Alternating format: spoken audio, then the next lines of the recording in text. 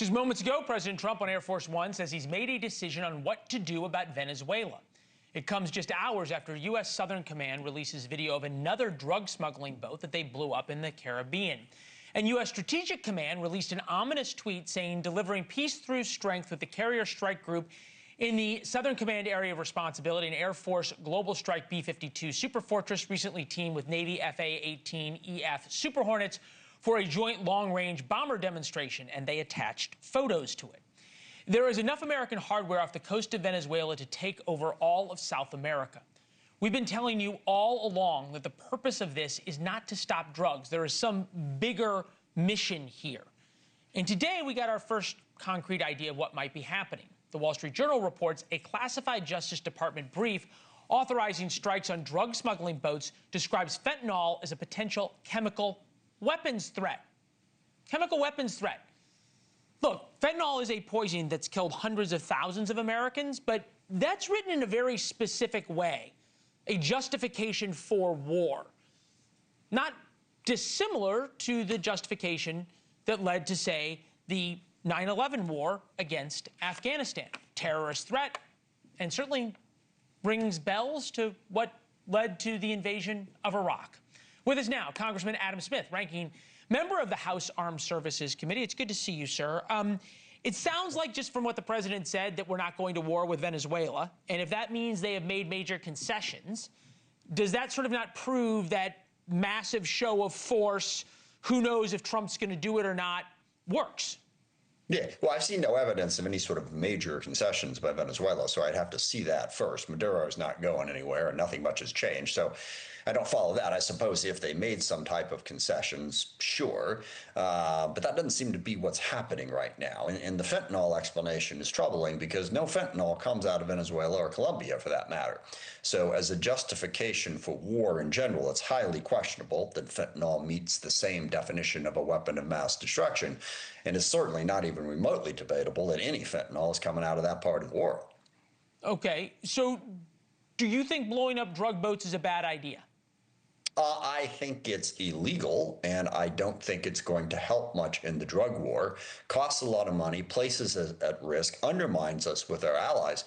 Great Britain has now stopped sharing intelligence with us because they think that those actions are illegal. So we've lost a key partner. The drug trade tends to find a way. You blocked it here. Is it going to go across land now? Probably. As you and I have talked about before, drugs in America are as much a demand problem as a supply problem, which is not to say that we shouldn't try to stop them.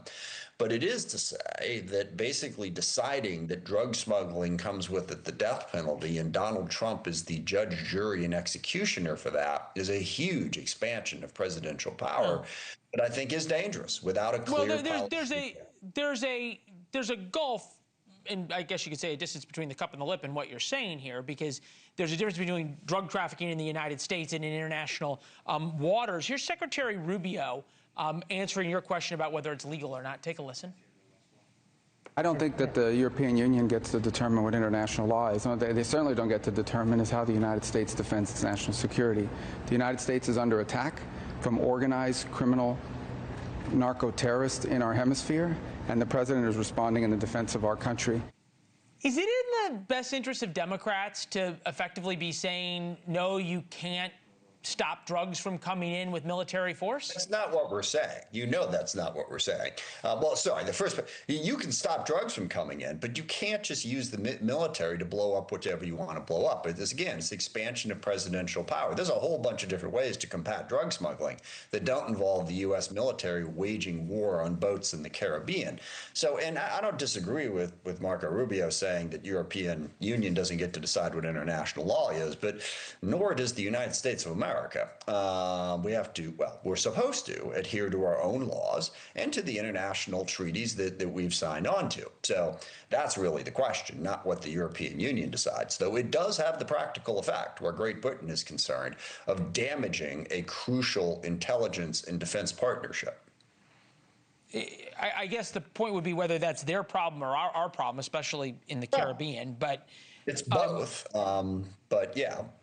This is what Pete Hegseth wrote. Led by the Joint Task Force Southern Spear and Southern Command, this mission defends our homeland, removes narco-terrorists from our hemisphere, secures our homeland for the drugs that are killing our people.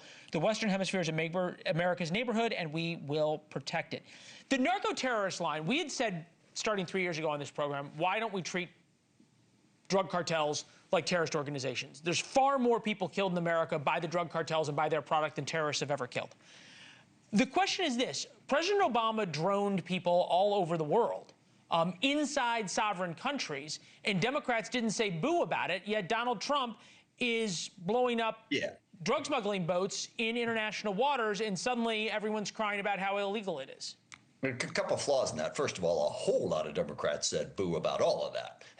Your memory needs to be jogged a little bit about the controversy surrounding those decisions. Second of all, I draw a distinction, as I think we all should, between the attacks on 9/11, which was an armed effort to basically kill Americans, and the drug trade. Both are bad. One represents an armed conflict. The other one is in a different category. And if you expand the use of the military to protect us from the drug trade, again, I think that is a dramatic expansion of the use of the U.S. military. But if you want to move past the legality of this, what's the end game here?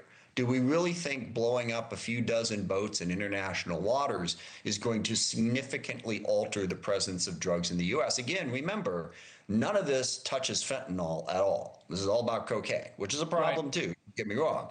But it doesn't touch what is the central problem. So you want to move past, you want to accept the legality, fine. What about the policy? What's the end game here? How long are we going to be doing this? And what does success look like? The administration hasn't told us either of those things yet. Very true point, and one we actually made in War Notes, which brings us to our promo for War Notes. Congressman Adam Smith of Washington State, thank you, sir. Thank you for watching. Subscribe below and download our NewsNation app right now on your phone, and you will get fact-based, unbiased news for all Americans.